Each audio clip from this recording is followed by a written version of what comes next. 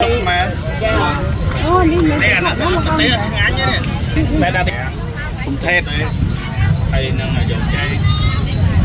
ដើរលេងកំសាន្តនាមាត់ទន្លេមកព្រះបរមរាជវាំង The Seafood ជាភោជនីយដ្ឋានឈានមុខគេនៅព្រៃវែងតំបន់ថ្មើរជើងនៅខាងមុខព្រះបរមរាជវាំងដែលប្រជាពលរដ្ឋខ្មែរនិយមហៅក្រៅផ្លូវការថា Walk Street បងប្អូនពិតជាបានទស្សនានៅវីដេអូមួយនេះដែលនាងខ្ញុំនិងក្រុមការងារបានធ្វើដំណើរដោយម៉ូតូជិះពីក្រុងព្រៃវែងឆ្លងកាត់ពោធិ៍រៀងមកដល់រាជធានីភ្នំពេញនាងខ្ញុំធ្លាប់តែមើលនៅតាមទូរស័ព្ទល្បីគេ Walk Street ហើយមានការប្រគំតន្ត្រីផ្សេងៗឥឡូវនេះបានមកដល់ហើយប៉ុន្តែថ្ងៃនេះពេលមកដល់គឺមេឃរៀងរលឹមមែនប៉ុន្តែមិនជាបញ្ហាទេពីព្រោះថារលឹមតិចៗដែរទេហើយនាងខ្ញុំសង្កេតឃើញថានៅទីនេះគឺពិតជាមានលក់របស់ញ៉ាំច្រើនមែនតើហើយរបស់អនុស្សាវរីយ៍ក៏មានលក់ដែរបងប្អូនទៅមើលទស្សនីយភាពទាំងអស់នេះជាមួយនឹងខ្ញុំទាំងអស់គ្នាថាបងប្អូនគាត់មានលក់អីគេខ្លះនៅខាងឆ្វេងដៃនេះខ្ញុំនេះគឺគាត់មានលក់ជាមួយនឹងប្រហិតហើយនេះមានលក់ជាមួយនឹងតកកឈូសមានអេតអីចូលច្រើនហើយមានស្តុបបរីមានសង្វាក់បើតាមនេះខ្ញុំសង្កេតមើលទៅគឺលក់អាហារចម្រុះតែម្ដងពេលឃើញបែបនេះហើយគឺមានអារម្មណ៍ថាចង់ញ៉ាំគ្រប់មុខហ្មងកាលពីមុនក៏នេះខ្ញុំធ្លាប់មកដែរមុខបរមរាជវាំងនេះប៉ុន្តែខានមកយូរហើយអ្វីដែលសំខាន់ទៀតនេះឥឡូវគឺឃើញប្លែកមែនតើដោយសារពេលឃើញល្ងាចឡើងមានបងប្អូនប្រជាពលរដ្ឋគាត់មកលក់ច្រើនមែនតើដូចបងនេះគាត់លក់ជាមួយនឹងវត្ថុអនុស្សាវរីយ៍ដូចអី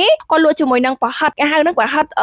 ស្រស់ឯប្រហិតស្ងោរប៉ុន្តែឆ្ងាញ់មែនតើនេះខ្ញុំធ្លាប់ញ៉ាំហើយមានលក់ជារបស់ខ្មែរក៏មានដែរមានលក់នំកងមានលក់ស្វាយហើយស្វាយគេមានដោតជាចកបែបនេះទៀតអូយហើយគួងក៏មានដែរនំខ្មែរនំបត់នំកើមអីហ្នឹងវត្ថុអនុស្សាវរីយ៍ក៏មានច្រើនទៀតបងប្អូនហើយនេះគឺជាប្រភេទជានំខេកម្ដុំនឹងប្រហែល$ទេនេះខ្ញុំភ្លេចបាត់ទៅដោយសារមនុស្សច្រើនពេកនេះខ្ញុំអត់បានចូលទិញទេបានតែថតជូនបងប្អូនទាំងអស់គ្នាទស្សនាអញ្ចឹងណាតែឥឡូវនេះខ្ញុំឃើញថានៅក្នុងក្រុងព្រៃវែងក៏មានលក់ដែរតោះឥឡូវនេះដើរទៅមុខបន្តិចទៀតនៅមុខនេះគាត់កំពុងតែបង្កាត់ភ្លើងអាំងជាមួយនឹងប្រភេទជាមឹកប្រភេទអីទៅហើយមានមីអានេះគេហៅមីហិលមានឃ្មុំអាំងហើយនេះគេហៅអីគេទេបងប្អូនបាញ់ត្រាំងហើយនំបញ្ចុកអូនំបញ្ចុកបងប្អូនហើយនិយាយមែនគ្រប់កន្លែងមនុស្សញ៉ាំគ្រប់កន្លែងហ្មងហើយនេះគឺហៅអីនំខារ៉ាមែលអូអានេះនំបែបតែគេធ្វើធំហើយគេកាត់វាជាកង់ដាក់ជាប្រអប់ណារូបភាពនេះខ្ញុំកាត់លឿនពេកដល់ពេលអញ្ចឹង voice over អត់ចង់តន់ទេបងប្អូនអើយឥឡូវនេះដើរមកដល់មុខនឹងក៏មានឃើញគាត់លក់ជាមួយនឹងខាវជាប្រភេទខាវកៃឡាជាប្រភេទអាវយឺតក៏មានដែរហើយនេះគឺគាត់មានលក់នៅមុខនេះគ្រប់មុខទាំងអស់គឺសុទ្ធតែ$3000រៀលទេប្រភេទជាខ្មៅដៃអីអញ្ចឹងទៅនំបញ្ចុកអើយនិយាយទៅរឿងនំបញ្ចុកកន្លែងណាក៏មានលក់ដែរហើយនេះគឺបែនព្រោះដោយសារថ្ងៃហ្នឹងគឺជាថ្ងៃអាទិត្យដល់ពេលអញ្ចឹងទៅថ្ងៃអាទិត្យហ្នឹងគឺមានការប្រគំតន្ត្រីច្រៀងរាំនៃកំសាន្តនៅទីនេះហើយពឹងមន់អាំងបគាត់មើលឡើងទំនងហ្មងហើយកពិងរាជមានជាប្រអប់ហើយស្រែកហ្មងហើយឥឡូវនេះខ្ញុំដើរមកមុខហើយឥឡូវក៏បកទៅក្រោយវិញដើម្បីញ៉ាំនំបញ្ចុកតែនៅពេលដែលដើរហ្នឹងគឺស្រឡឹងមើលហើយថាយើងគួរតែញ៉ាំអីប៉ុន្តែដល់ពេលច្រើនមុខពេកអារម្មណ៍ចង់ញ៉ាំអានេះផងអានោះផងចង់ញ៉ាំគ្រប់មុខហ្មងដល់ពេលឥឡូវហ្នឹងសម្រាប់ចិត្តថាទៅញ៉ាំនំបញ្ចុកនៅមុខវាំងព្រោះដោយសារឃើញគ្រប់តបគឺសុទ្ធសឹងតែមានមនុស្សចូលញ៉ាំហើយមួយទៀត Big Bird ហ្នឹងក៏ត្រូវបានចូលដែរចាំមើលលើក្រោយហើយឥឡូវកំពុងតែដើរជិតដល់កន្លែងនំបញ្ចុកហើយប៉ុន្តែនៅពេលដែលដើររើមើលកន្លែងអង្គុយឲ្យបានគ្រប់គ្នាព្រោះដោយសារទៅ6នាក់អញ្ចឹងត្រូវការ6កៅអីហើយកូនក្មេងម្នាក់ទៀត7កៅអី